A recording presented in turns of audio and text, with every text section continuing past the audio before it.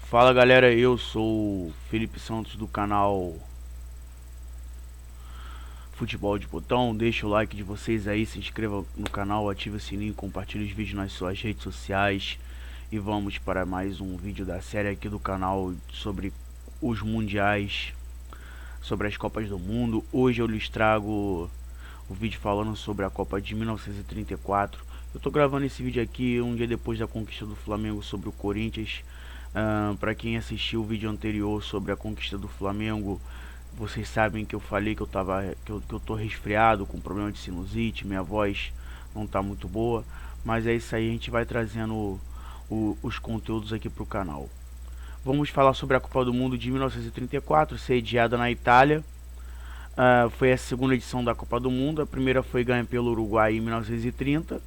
A Copa do Mundo se iniciou no dia 27 de 5 de 1934 e terminou no dia 10 de 6 de 1934.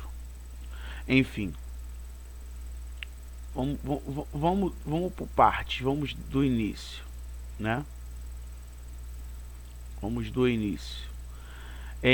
No dia 13 de maio de 1932, durante o Congresso da FIFA em Estocolmo, na Suécia, a Itália foi escolhida sede da Copa do Mundo de 1934, desde a confirmação da Copa do Mundo de 1930 lá no Uruguai. O governo italiano, sob a ditadura do Benito Mussolini, vinha planejando a realização do primeiro Mundial de Futebol na Europa. Para tanto, foram construídos 12 estádios e reformados outros 5. Todas as obras foram custeadas pela Loteria Nacional e pelo aumento de impostos, e contou com o apoio maciço da população, diferentemente da Copa anterior. Desta vez houve um grande interesse europeu e 22 seleções deste continente se inscreveram, totalizando 32 ao redor do mundo. Como a FIFA limitou a 16 vagas, foi necessário criar um sistema de classificação através de eliminatórias regionais. As vagas foram assim distribuídas: 12 para a Europa, 2 para a América do Sul, uma para a América do Norte e Caribe e uma para a África e Ásia. A principal ausência foi o do campeão Uruguai, que, em retaliação ao boicote europeu em 1930, sequer se inscreveu para as eliminatórias. Dentre os classificados destacavam-se a Áustria, não à toa apelidada de Wonder Team, time maravilha.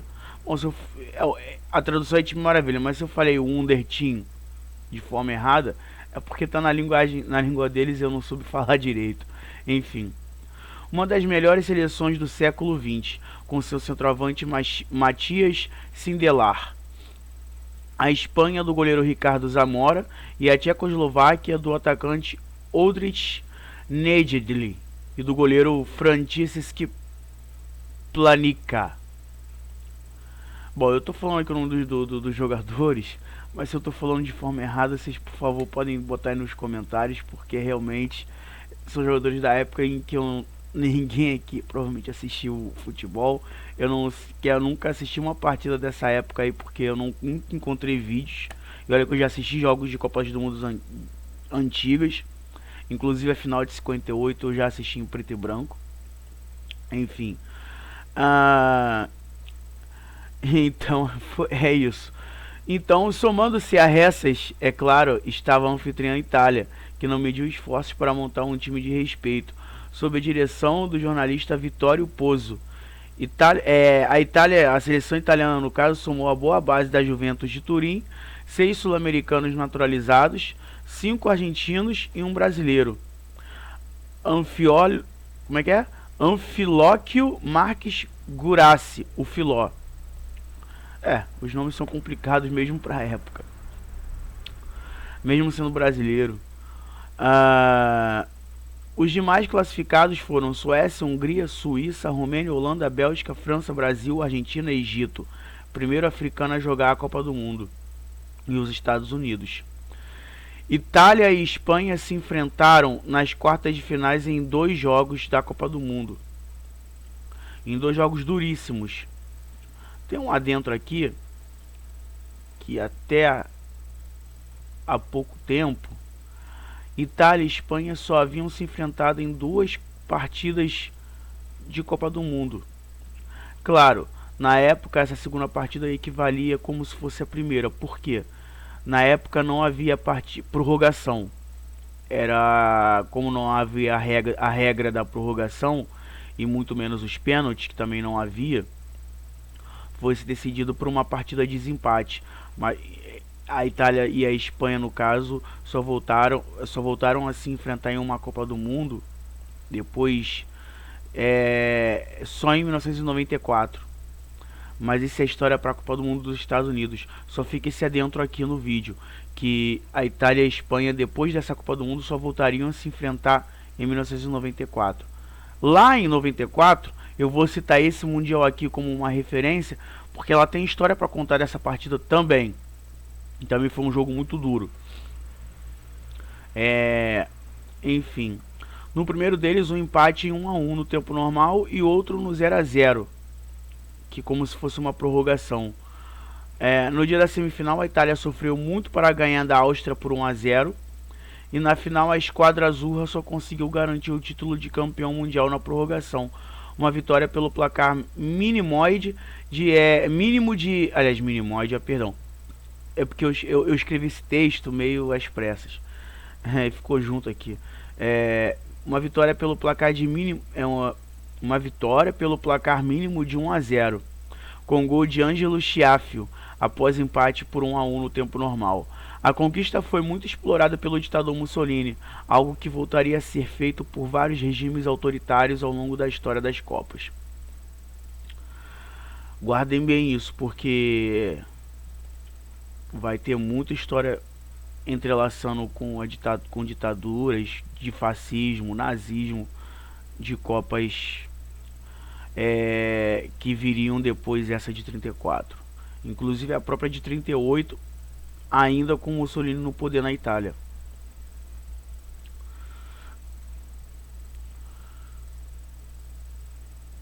A bola utilizada na Copa de 34 na Itália não tinha um nome oficial. Ela foi fabricada por uma empresa de material esportivo da cidade de Roma chamado ECAS. Detalhes do campeonato foi o seguinte: a forma de disputa. Ela já entrou direto nas oitavas de finais. Foram oitavas, quartas, semifinal, jogo único, título campeão do mundo que foi a final, vencida pela Itália. Os confrontos foram os seguintes: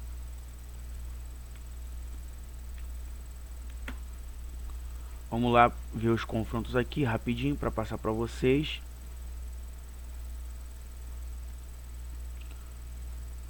A maior goleada da Copa do Mundo, logo de cara. Itália 7, Estados Unidos 1. Espanha, o jogo foi em Gênova. Espanha 3, Brasil 1, o jogo foi em Turim. Áustria 3, França 2, o jogo foi em Nápoles. Hungria 4, Egito 2, o jogo foi em Trieste. Tchecoslováquia, que na época ainda era Tchecoslováquia, depois a Tchecoslováquia foi dividida em República Tcheca e Eslováquia. Quem ficou com os resultados da Tchecoslováquia foi a República Tcheca, que depois disso só disputou uma Copa do Mundo, que foi lá em 2006, mas isso é história para a Copa do Mundo de 2006. Venceu a Romênia, a Tchecoslováquia venceu a Romênia por 2-1 em Milão. Suíça 3, Países Baixos 2, o jogo foi em Florença. Alemanha 5, Bélgica 2, o jogo foi em Florença também. Suécia 3, Argentina 2.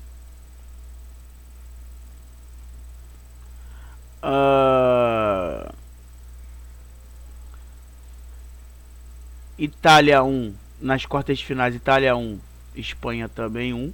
Aí teve o jogo de desempate, a Itália venceu por 1-0. Venceu em Florença. Em Bolonha tivemos Áustria 2, Hungria 1. Em Turim tivemos Tchecoslováquia 3, Suíça 2. E em Milão, Alemanha 2, Suécia 1. Na semifinal, em Milão, a Itália venceu a Áustria por 1-0. Pelo placar de 3-1 na Roma, Tchecoslováquia 3, Alemanha 1. E a final foi entre a Itália que venceu a Tchecoslováquia por 2-1. E antes disso, em Nápoles, tivemos a disputa do terceiro lugar, que ficou com a Alemanha pelo placar de 3-2 em cima da Áustria. A Áustria, que tinha um grande time. Um adentro aqui, que a Alemanha na sua bandeira usava o símbolo do nazismo na época, porque a Alemanha na época era comandada, o seu país no caso, pelo Adolf Hitler, que assim como o Mussolini nas Copas de 34 e 38, que fez o possível e o impossível para que a Itália fosse campeã, ele faria com a Alemanha anos depois. Ele tentaria fazer com a Alemanha anos depois, se não fosse o final da Segunda Guerra. Ele não conseguiu porque ele caiu antes, mas a ideia dele era essa, já que ele deu todo o apoio para que o Mussolini fizesse isso com a Itália nesses 8 anos de Copa do Mundo. Por que eu digo 8 anos? Porque isso se estendeu em 38. Ele faria isso com a Alemanha, isso era certo. Porém veio a Segunda Guerra Mundial, onde não houve Copa, que foi as Copas de 42 e 46, onde a Argentina foi uma das maiores prejudicadas, mas mesmo assim, eu digo para vocês, eu não tenho certeza se a Argentina seria campeã, porque do mesmo jeito que a Itália foi em 38 na empurrância, mais até do que em 34, a Alemanha poderia ter sido lá em 54. Em 50, devido à Guerra Mundial, a Copa do Mundo foi aqui na América do Sul, no Brasil, mas isso é história para a Copa do Mundo de 50, onde eu vou explicar um pouquinho por que a Copa do Mundo voltou a ser aqui. Pelos mesmos motivos que a primeira Copa do Mundo foi sediada no Uruguai. Um dos mesmos motivos, mas em 50 foi muito pior. Tá? Um adentro aqui, o Mussolini na época, isso é história, isso é fato, o Mussolini ele ameaçou os jogadores de morte, a comissão técnica de morte, caso a Itália não se sagrasse campeã em 1934. Isso voltaria a repetir em 38, eu vou voltar a falar disso e vou explicar melhor na Copa de 38 na história, o que foi que desenrolou, o que foi que aconteceu, mas eu já estou dando um adentro. O Mussolini chegou a ameaçar os jogadores de morte, os jogadores e a comissão técnica como um geral, como um todo, para que a Itália viesse ser a campeã mundial. Falou, ou vocês ganham ou vocês morrem, vocês estão jogando pela vida de vocês. Então a Itália jogou sob muita pressão, a Itália foi campeã, jogando bem, mas sob muita e forte pressão. Foi assim, todo mundo conhece a história da Colômbia em 94, quando o colombiano Pablo Escobar, ele fez mais ou menos a mesma coisa que fez o Mussolini aqui com a Itália, sendo que o Mussolini foi muito pior, até porque o Mussolini era um ditador. O Pablo Escobar ele comandava o tráfico de drogas na Colômbia, ele comandava muita coisa por debaixo dos panos, e o Mussolini tinha o poder autoritário sobre o país da Itália como um todo, porque ele era como se fosse o presidente do país, vamos botar assim, coisa que não era. Ele não era o presidente do país, ele era o dono do país. Na Itália ele não era rei, obviamente, mas era como se ele era o dono, como se fosse o presidente do país. Para mim, eu não chamaria de presidente pelos atos que ele cometeu, como Hitler na Alemanha, por exemplo. Ele era um ditador italiano, um cara que estava lá para mandar e desmandar e desbancar e fazer o que ele queria. E assim foi feito nessa Copa do Mundo a favor da Itália. Mas eu não sei o quanto esses jogadores italianos foram prejudicados mentalmente e fisicamente por causa das ameaças desse cidadão. Voltando a falar de futebol, agora eu vou falar um pouquinho sobre as táticas. Que assim como em 30 não teve muita revolução, não teve muita evolução. Eles usavam um sistema de 2-3-5. Uma coisa que eu deixei para falar nessa Copa do Mundo aqui, que eu não falei na Copa do Mundo de 30, é que por muitos anos a International Board, entidade britânica que regula as regras do futebol, comandou com a mão de ferro o futebol. Por que comandou com a mão de ferro? Porque isso incluía a forma dos times jogarem dessa forma. A única forma, o 2-3-5. Que praticamente desde o surgimento das regras do futebol estava determinado que os times deveriam atuar sem alteração. Ou seja, 2 zagueiros, 3 meio-campistas, chamados de médio, e 5 atacantes. Era um privilégio total ao ataque. o que durou até bem pouco tempo, quando os times passaram a jogar com 3-2-1, ou às vezes sem atacante fixo, com o passar dos anos. Porém, as inovações táticas começaram a surgir e a International Board não teve como interferir mais. Essas novidades apareceriam para o mundo principalmente nas Copas. E isso é uma verdade. Nas Copas do Mundo apareceram grandes revoluções táticas. Vale lembrar a Hungria de 54, que foi a primeira grande revolução, e depois a Holanda em 74, na minha opinião, a maior delas, tá? Porém, isso é vídeo para a Copa de 54 e 74.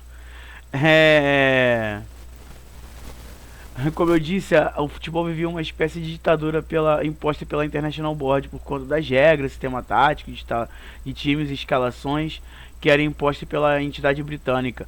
O esquema determinado era o 2-3-5, com 2 zagueiros,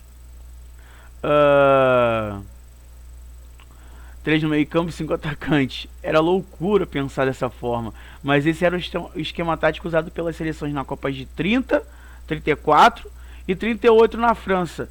Um adentro. Eu vou falar um pouquinho de tática na Copa de 38 na França, mas eu já estou falando que até a Copa de 38 não teve muitas mudanças táticas. O que era válido para a Copa de 30 valia para a Copa de 34 e valia para a Copa de 38 em relação à formação tática. Por isso não me cobrem muito nos vídeos do próximo vídeo falando sobre formação tática, porque era basicamente o 2-3-5. 2 na defesa, 3 no meio e 5 atacantes. Mais pra frente eu vou começar a falar que por causa disso começaram a se criar pontas. Pontas que voltariam para fazer a marcação, que virariam quase como os laterais. E isso é informação muito importante que viria a ser utilizado nas Copas à frente, pelas seleções. Inclusive o Brasil sendo um fundador de uma posição muito importante, que seria a função de lateral, que até então a função de lateral era basicamente só defender. E o Brasil mudou isso com um jogador, mas isso é mais pra frente. E esse jogador, eu só vou dizer quando eu tiver que dizer na Copa do Mundo em que ele atuou, em que ele mudou a história do futebol fazendo isso. Mas a primeira grande evolução tática veio em 1925 na Inglaterra, onde o futebol foi criado. Mas o mundo só conheceu na Copa de 50. Só que, como eu tô falando,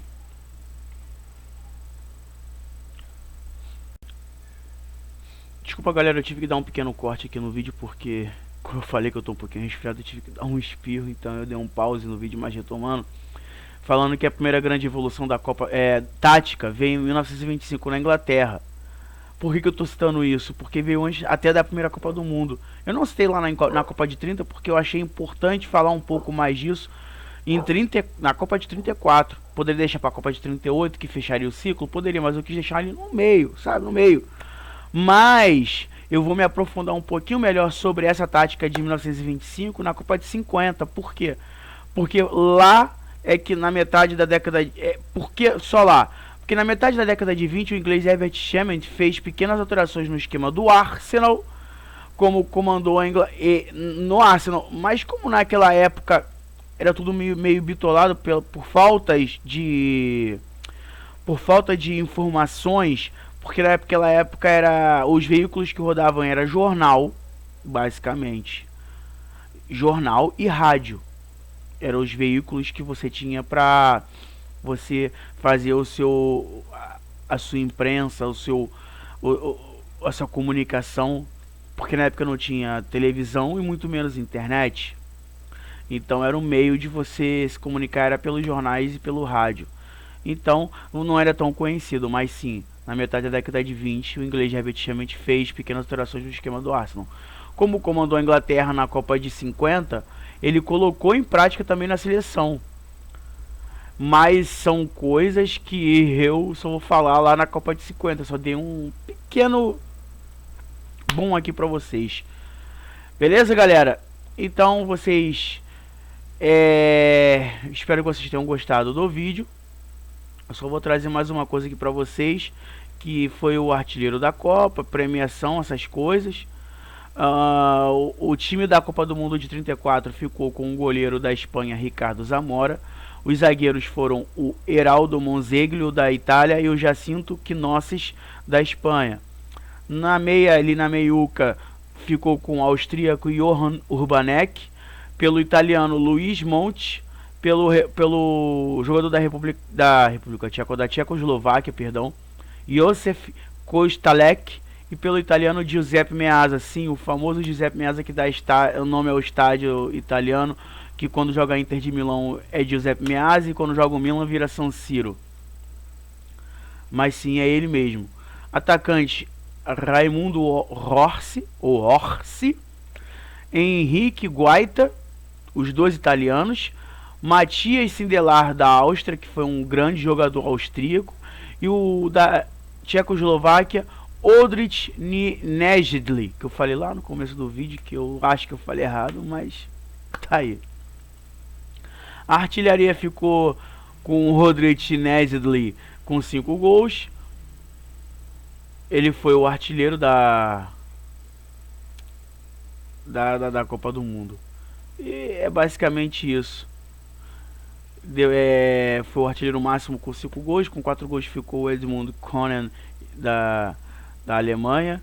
E o Angelo Schiaffio, da Itália, foi o que ficou com 4 gols ali. Os mais próximos do artilheiro que eu citei no caso, né? Então é isso, galera. Vou ficando por aqui. Obrigado pelo vídeo. Não se esqueçam de se inscrever no canal, de compartilhar os vídeos nas suas redes sociais, ativarem o sininho e tudo isso que vocês já sabem. Esse aqui é o canal Futebol de Botão. Eu sou o Felipe Santos e agradeço a participação de vocês aí no vídeo. Vocês estão assistindo e o canal vai crescendo aos poucos, eu acredito nisso. É a história das Copas. Valeu, até mais e fui.